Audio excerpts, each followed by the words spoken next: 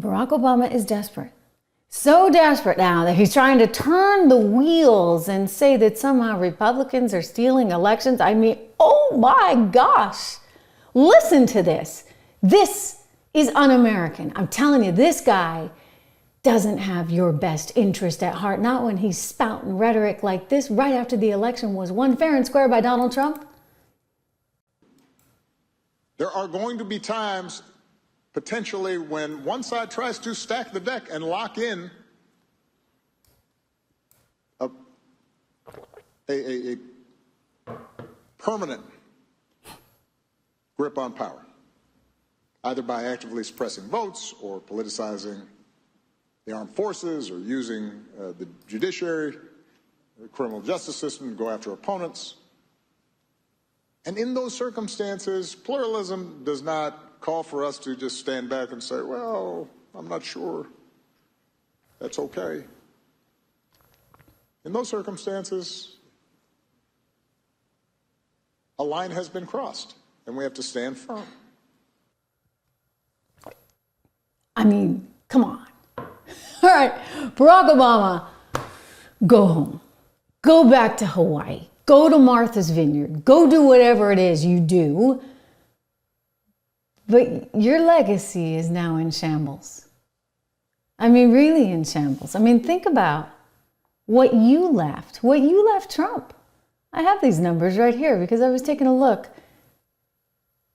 I was taking a look at how bad the economy was under Barack Obama. I mean, we had lousy growth, like 1.5% growth throughout his entire tenure for 8 freaking years. And then he hands off 1.8% GDP annualized growth to Donald Trump. You want to know how much Donald Trump gave Biden? 6.3% growth. 6.3% growth, ladies and gentlemen.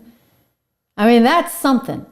Really, I mean, you can count on one hand. I don't think, I mean, the closest to it in modern times was probably Reagan, who handed over, let's see, 4.4% growth to Bush.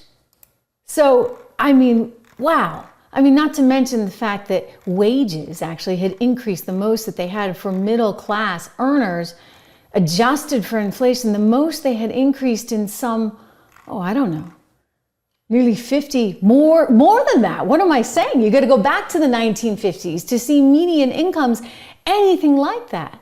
And yet you get these turds like this acting labor secretary out there on CNN spouting off a whole bunch of lies, lying to the American public, saying that somehow